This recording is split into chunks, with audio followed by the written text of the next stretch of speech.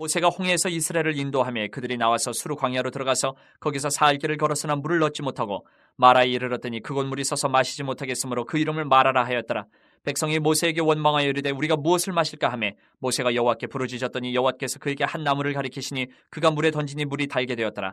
거기서 여호와께서 그들을 위하여 법도와 율례를 정하시고 그들을 시험하실세 이르시되 너희가 너희 하나님 나 여호와의 말을 들어 순종하고 내가 보기에 의를 행하며 내 계명에 귀를 기울이며 내 모든 규례를 지키면 내가 애굽 사람에게 내린 모든 질병 중 하나도 너희에게 내리지 아니하리니 나는 너희를 치료하는 여호와임이라. 그들이 엘림에 이르니 거기에 물 샘 12과 종려나무 70그루가 있는지라. 거기서 그들이 그 물 곁에 장막을 치니라. 첫 번째 시험을 만나다라고 제목을 정했습니다. 마라와 엘림이라는 곳에 있었던 일들을 우리가 살펴보면서 하나님의 영적인 그 음성들을 우리가 들을 수 있기를 바랍니다. 아마도 이스라엘 백성이 출애굽한 이후로 정말 감격과 행복의 절정, 하이라이트를 맛본 순간은 제가 볼 때는 아마도 홍해를 기적적으로 건널 때가 아닐까. 지난주 우리 수요 말씀을 기억을 하면 뒤에는 바로의 군대가 정예군사들이 지금 추격을 해와서 다시 잡아가려고 하는데 홍해가 넘실거리고 있고 앞에는. 그런데 하나님께서 그 홍해를 가르시고 걸어서 마른 땅처럼 건너게 하시고 뒤쫓아 들어온 바로의 군대는 홍해에 갈라진 물을 합쳐서 다 수장시켜서 적군을 물리쳐 주셨어요. 정말 감격적이고 정말 행복한 순간인 거예요. 죽음이 눈앞에까지 다가온 절망의 앞에서 기적을 일으키셔서 다시 살려주셨어요. 여러분 한번 생각해 보세요. 갈라진 바다를 육지처럼 걸어서 건넌다. 그 기분이 어떻겠습니까? 정말 짜릿하지 않겠어요? 스릴 넘치고 그 감격이 엄청나지 상상할 수 없는 기적을 체험한 겁니다. 지금. 그래서 이렇게 홍해를 걸어서 건너고 바로의 그 군사들은 익사를 당하고 모세와 이스라엘 백성들은 그 모습을 보면서 홍해를 건넌 그 홍해가에서 정말 감격에 겨워서 춤을 추고 소고를 치고 찬양을 했어요. 얼마나 감격적이겠습니까? 출애굽기 15장이 바로 이런 정말 감격의 찬양 소리로 출애굽기 15장이 시작됐어요. 그런데 문제가 있어요. 뭐냐?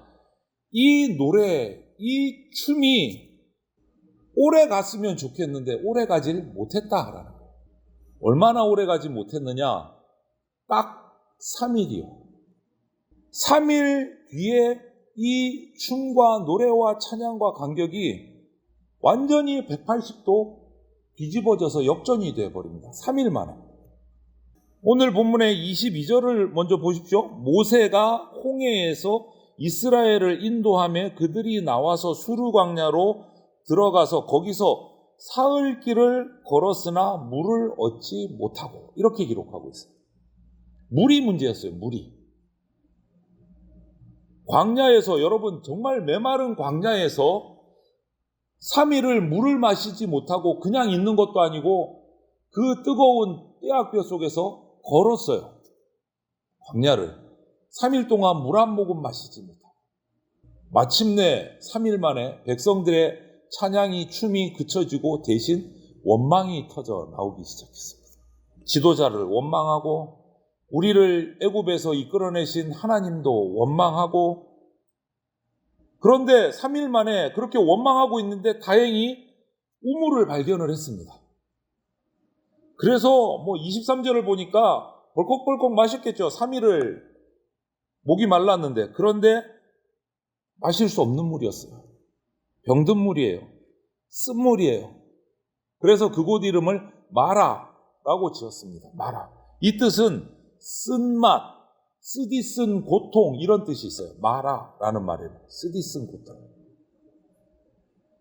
이스라엘 백성들이 정말 기적 가운데 홍해를 건넌 후에 남쪽으로 정확히는 남동쪽으로 3일을 여정을 걸어 내려갔습니다. 이 많은 백성이 움직인다면 그렇게 빨리는 못 걸었을 거고 예측하건대 고고학자들이 한 60km, 70km쯤 걸었을 것 같다. 3일 동안. 이렇게 예측을 해요. 그런데 거기에 마라라는 곳이 있었고 마실 수 없는 쓴물이 있는 우물이 거기에 있었어요. 그런데 저도 여행을 가봤지만 그곳에 아직도 우물이 있어요. 그 우물의 이름을 이렇게 명패에다가 붙였어요. 모세의 우물 이렇게 붙여져 있어요. 지금은 이제 조그마한 건물도 지어졌어요. 그런데 지금도 우물이 있지만 바다하고 멀지 않아서 물이 쓰고 짜서 사람이 마실 수 있는 물은 아니에요. 아직도 그 우물이 있어요. 모세의 우물이라고 해서. 근데 마실 수가 없어요. 지금도. 쓰고 짜서. 하나님의 큰 홍해의 기적을 경험하고 와, 하나님이 우리와 함께 계시는구나. 춤추고 찬양하고 야, 우리가 출애굽했지만 살만하다. 정말 대단한 기적을 경험했다. 엄청난 힘을 얻었어요. 그런데 3일 만에 목말라서 병들어서 눕고 쓴물을 마시고 병들어서 눕고 여러분 같으면 어떤 입술에서 어떤 고백이 나왔겠습니까? 홍해의 엄청난 기적을 경험했어요. 그런데 3일 만에 목이 말라서 쓰러질 판이에요. 병들어 누워요. 여러분 입에서 어떤 말이 나왔을까요? 여러분이 그 자리에 있었다.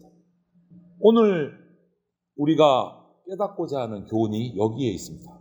우리가 인생의 광야를 지나가는 동안 이 마라와 같은 쓰디쓴 고통을 우리가 만났을 때 어떻게 하면 극복할 수 있을까? 어떻게 하면? 원망이 터져나오고 찬양이 낙심으로 바뀌고 이런 쓰디쓴 고통이 내 인생의 광야에 왔을 때 어떻게 극복할까?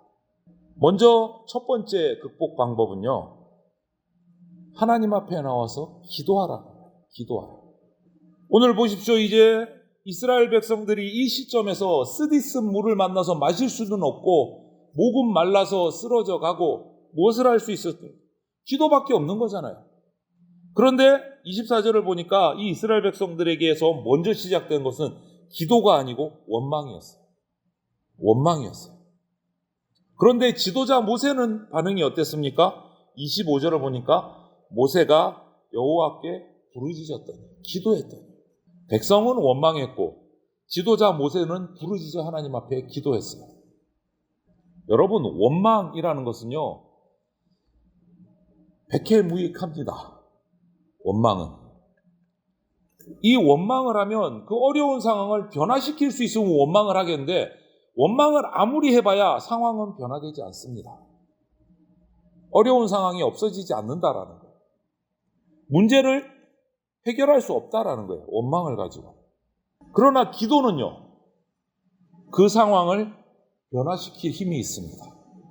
그 문제를 해결할 힘이 기도에 있습니다.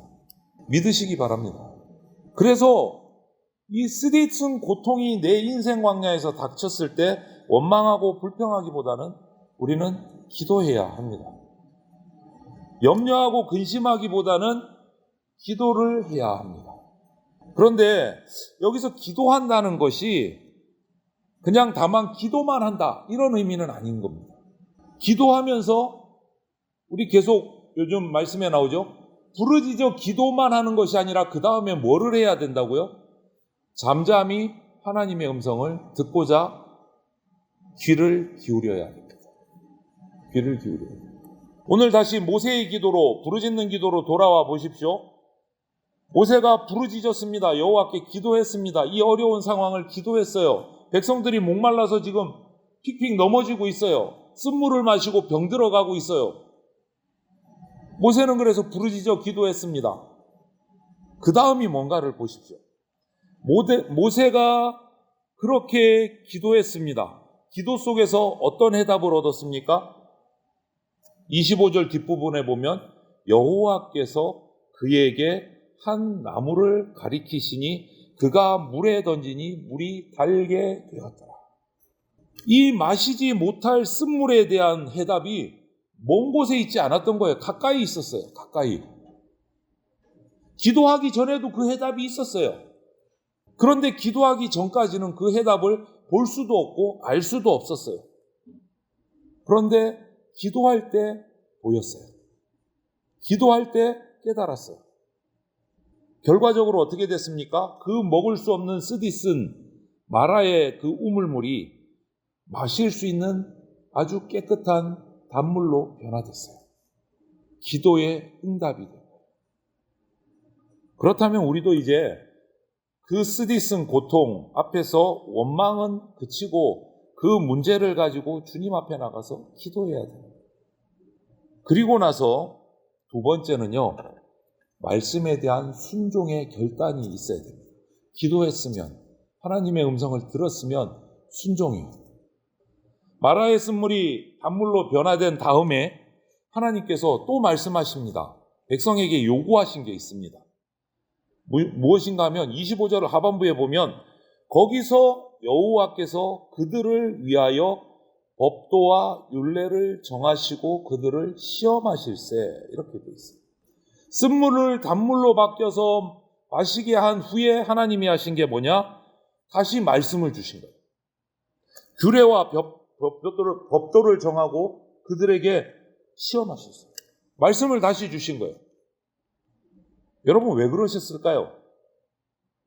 왜 이러셨을까요? 쓴물로 단물로 바꿔서 마셔서 갈증을 해소하게 한 다음에 다시 말씀을 가르치셨어요. 그 목적이 바로 26절에 이어지는 26절 말씀에 있어요. 이르시되 너희가 너희 하나님 나 여호와의 말을 들어 순종하고 내가 보기에 의를 행하며 내 계명에 귀를 기울이며 내 모든 규례를 지키면, 이렇게 말씀하세요. 뭐예요? 말씀에 대한 순종을 요구하신 거예요. 기도하고 기도 응답으로 주신 말씀을 모세가 들어서 그 가까이에 있는 나무가지를 물에 던졌더니 마실 수 있는 단물로 바뀌었어요. 순종했을 때. 그리고 바로 말씀을 주신 거예요. 여호와의 말을 들어 순종하고, 이렇게 말씀하십니다. 여러분, 이 시점에서 이스라엘에게 새삼스럽게 순종을 요구하신 이유를 한번 생각해 보십시오. 지금까지, 지금 요 마라에 오기 전까지, 마라에 오기 전까지 출애굽 이후의 그 여정을 한번 살펴보세요. 출애굽 전에는 풍족한 고센 땅에서 정말 잘 먹고 잘 살았습니다. 그런데 그것을 다 내려놓고 광야로 들어왔어요. 광야로. 하나님의 명하셨기 때문에 순종하기 위해서 지도자 모세를 따라서 그 좋았던 고센 땅, 풍족한 고센 땅을 그냥 내버려두고 거칠은 광야로 하나님이 보내신 지도자를 따라 순종해서 광야로 들어왔어요. 그런데 그 순종의 결과가 뭡니까? 홍해 앞에서 죽을 뻔했어요. 바로의 군대에 추격당해서. 가까스로 하나님이 베푸신 기적으로 홍해를 걸어서 건너고 죽음을 면하고 또 광야를 걸었습니다. 그런데 이번에는 무슨 일이 있었습니까? 목이 말라서 병들고 죽어가요.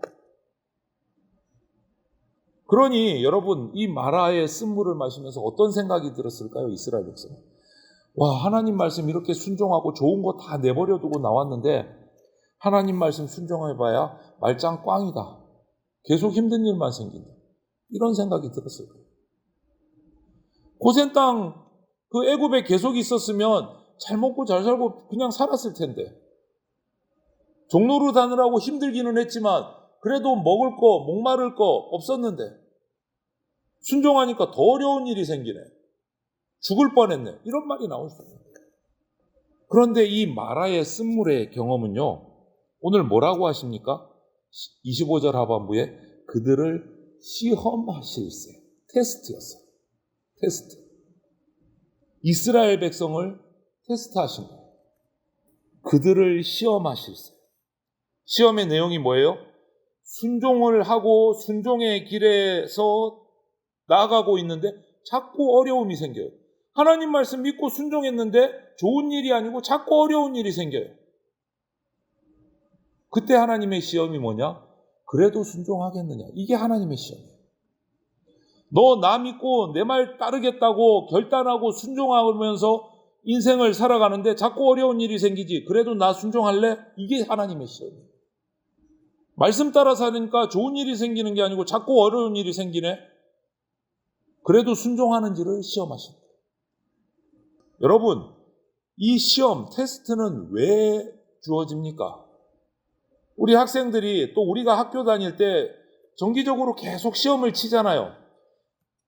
시험 치는 목적이 뭐예요? 시험을 치고 나면 내가 몰랐던 것이 뭔가, 내가 부족했던 것이 뭔가, 내가 잘못 알고 있었던 것이 무엇인가를 발견하게 돼요. 그 시험을 치고 나면. 그러면 잘못 알았던 것을 바르게 세우고 부족했던 것들을 채우고 그러다 보면 시험을 통해서 조금 우리는 온전하게 성장하게 되는 거예요. 그것이 시험의 진짜 근원적인 목적이잖아요. 시험을 통해서 떨어뜨리는 게 목적이 아니고 시험의 진짜 목적은 내 부족함을 알고 채울 수 있는 그것을 깨달음을 주는 게 시험의 목적이에요. 이렇게 주시는 약속의 말씀, 하나님의 약속을 붙잡고 살 것을 결단했을 때 주님이 이 시험을 통해서 약속을 주시는 거예요.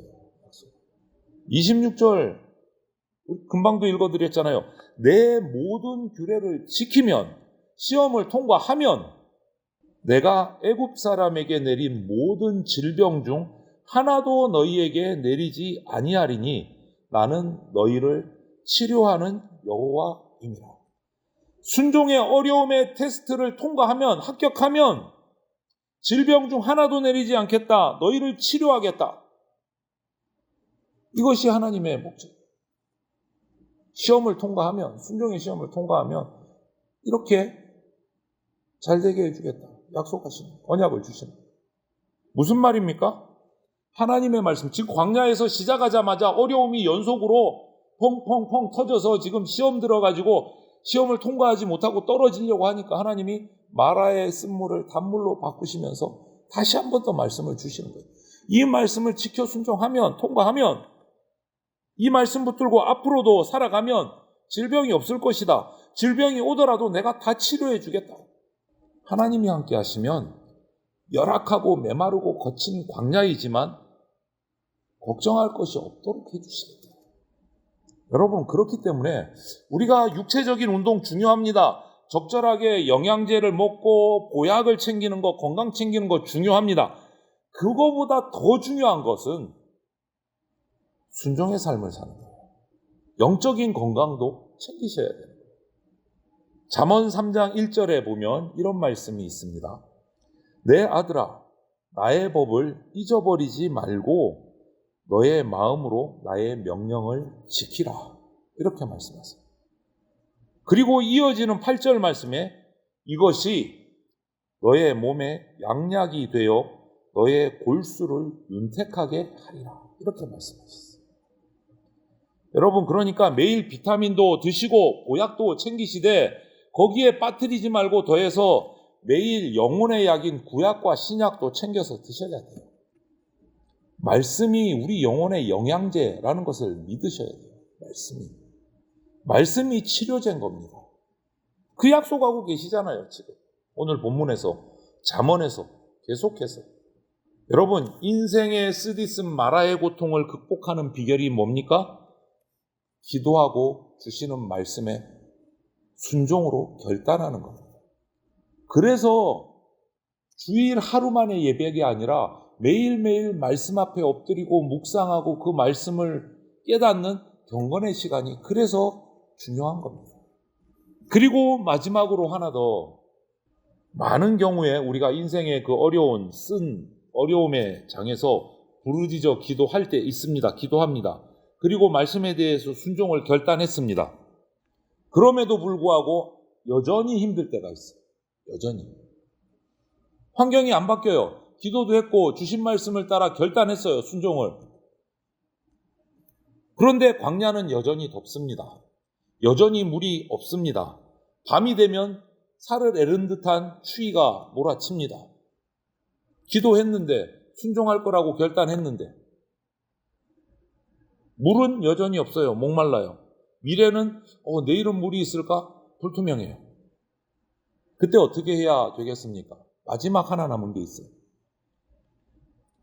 기도를 들으신 주님, 그래서 말씀을 주신 주님, 그 주님을 믿고 믿음으로 인생의 광야를 행진해야 돼요. 머물러 있으면 안 되고 행진해야 돼요. 걸어야 돼요. 믿음으로. 홍해가 열리던 그 광경을 한번 생각해 보십시오. 마라의 그 쓴물이 단물로 변하던 그 순간을 다시 한번 기억해 보십시오. 물이 갈라지기 전에 홍해의 물에 순종함으로 발걸음을 내딛고 행진을 할 때 물이 갈라졌어요. 쓴물에 단물로 변하기 전에 그 아무 의미 없을 것 같은 나뭇가지를 쓴물에 던졌을 때 그리고 나서 단물로 변했어요. 뭡니까? 순종의 행동이 있은 이후에 하나님의 은혜가 시작됩니다. 믿음으로 한 걸음을 내딛어야 돼요. 행진을 해야 돼요. 모든 기적의 주인이신 주님께서 함께 계신다는 믿음으로 발걸음을 내딛어야 됩니다. 상황이 변화되지 않았을지라도 그때 변화가 시작됩니다. 이스라엘 백성이 그렇게 마라의 기적을 또 체험하고 출발을 합니다. 단물을 안고 있고 싶어요. 그러지만 또 하나님의 명령을 따라 광야를 행진해야 돼요. 행진합니다. 행진해요. 그런데 남쪽으로 또 행진을 합니다. 10km 쭉 왔을 때 엘림이라는 곳에 도착을 했어요. 그 쓴물의 고통을 경험한 마라에서 얼마 안 된 거예요. 10km면 가까워요. 그곳에 뭐가 있었습니까? 상상할 수 없는, 예측할 수 없는 상황이 그곳에 펼쳐졌어요. 27절에 이렇게 기록합니다. 그들이 엘림에 이르니 거기에 물샘 12과 종려나무 70그루가 있는지라 거기서 그들이 그 물 곁에 장막을 치니라. 여러분, 이 정도면은요, 그 메마른 광야에서 환상의 오아시스인 거예요. 환상의 오아시스. 아니, 그 마라의 쓴물 하나도 그냥 귀하게 보였는데 지금 맑고 깨끗한 물이, 우물샘이 12개가 있는 거예요. 그 땡볕이 내려지는 광야에 나무 작은 한 그루 그늘만 있어도 쪼그리고 앉아서 시원하게 있겠는데 엄청난 그늘을 지른 종려나무가 무려 70그루가 모여 있는 거예요. 70그루. 이거는 상상을 할 수가 없는 장면이 바로 마라의 그 쓴물에서 고작 10km 남쪽에 이런 곳이 있었던 거예요. 그런데 여러분, 다시 한번 거꾸로 생각해 보세요. 얼마나 행복했어요, 엘림에 도착해서. 그런데 꼴랑 10km 앞에, 10km 전에서 마라에서 쓴물을 마시고 불평하고 낙심하고 원망했어요. 바로 10km 전에. 왜 원망했습니까? 단순해요. 그때는 엘림이라는 곳이 있는지 몰랐기 때문에. 아마 마라의 쓴물에 닥쳤어도 10km만 가면 엘림이 있다 알았으면 절대 원망 안 했을 겁니다. 네, 엘림이 있다는 걸 알았으면 마라의 쓴물을 보고도 원망 안 했을 겁니다. 그런데 몰랐어요. 안 보였습니다. 그러니까 원망하고 낙심하고 했던 거예요. 몰랐으니까. 여기서 우리가 기억해야 될 교훈이 있습니다. 우리 눈에 엘림이 보이지 않아도 하나님께서 엘림을 준비하고 계신다라는 거예요. 우리 인생에 마라의 쓴물이 닥칠 그 순간에도 하나님은 엘림의 엄청난 오아시스를 우리를 위해서 준비하고 계신다는 거예요. 나는 깨닫지 못하고 보지 못하고 있을지라도. 그렇기 때문에 엘림이 안 보여도, 엘림을 몰랐어도 하나님께서 이 엘림을 내 인생에 준비하고 계신다는 그 믿음을 우리는 놓치면 안 된다. 지금 당장 보이지 않아도. 여러분, 꼭 기억하십시오. 엘림은 거저 얻어지는 게 아닙니다. 엘림은 마라를 통과할 때 얻어집니다. 마라를, 쓰디쓴 고통을 통과할 때 엄청난 오아시스를 우리가 누리게 되는 거예요. 오아시스. 하나님의 테스트를 통과할 때 엘림을 만납니다. 이것을 잊지 마십시오. 마라에 주저앉는 성도들 있으면 안 돼요, 여러분. 저와 여러분은 마라에서 원망하고 낙심하고 이제 더 이상 못 가 하고 주저앉으면 안 된다. 조금만 참으십시오. 믿음으로 조금만 기다리십시오. 하나님은 우리의 모든 것을 아시기 때문에 엘림을 준비하고 계십니다. 인생의 엘림. 곧 도착합니다. 곧 도착합니다. 어디에? 환상의 오아시스 엘림에 곧 도착합니다. 여기서 우리 청교도들이 했던 옛날 청교도들이 했던 인사법을 하나 말씀을 드리고 싶은데요. 그들은 영국에서 엄청난 영적인 신앙적인 핍박을 받고 소외당하고 정말 요즘 말로 왕따가 돼서 영국에서 그냥 어떻게 할 수 없으니까 떠났어요. 배를 타고 탈출을 한 거예요. 하나님을 섬기는 신앙을 지키기 위해서. 그 어려운 핍박의 상황에서 그 청교도들이 서로에게 다가가서 조용히 했던 인사말이 있어요. 그게 뭐냐? 형제여, 자매여, 가장 좋은 것은 아직 오지 않았습니다. 가장 좋은 것은 아직 오지 않았습니다. 이게 청교도들의 인사였어요. 그 핍박의 삶 속에서 그들이 서로를 위로하고 힘을 얻게 해줬던 인사말. 형제여, 자매여, 가장 좋은 것은 아직 오지 않았습니다. 이 말을 여러분, 오늘 이 본문에 넣어서 다시 인사말을 바꾸면 이러면 좋을 것 같아요. 우리가 집사님, 장로님, 권사님, 우리는 아직 엘림에 도착하지 않았습니다. 조금만 더 인내합시다. 원망하지 맙시다. 우리는 아직 엘림에 도착하지 않았습니다. 원망의 자리를 이제 떨치고 일어나서 믿음으로 부르짖어 기도하고 순종을 결단하고 발걸음을 내딛어야 됩니다. 그 발걸음 얼마 내딛지 않아서 하나님이 준비하신 엘림이 우리에게 있습니다. 그 믿음을 우리가 붙드시기를 바라요. 여러분, 우리는 아직 엘림에 도착하지 않았습니다. 엘림은 하나님이 반드시 준비하고 계십니다. 하나님이 사랑하시는 성도 여러분, 기도로 나와서 쓰디쓴 고통 가운데서 낙심하지 말고 엎드려 기도하십시오. 그리고 하나님이 주시는 말씀에 묵상함으로 순종을 결단하십시오. 그리고 마지막으로 하나 더, 가장 좋은 것은 아직 오지 않았습니다. 그러니까 조금만 더 인내하면서 믿음의 행진의 발걸음을 멈추지 말고 내딛으시기를 바랍니다. 그때 우리에게 곧 하나님이 준비하신 엘림에 도착하게 됩니다. 저와 여러분이 그러한 발걸음을 멈추지 않고 엘림의 축복을 누리게 되시기를 주님의 이름으로 축원을 드립니다. 아멘.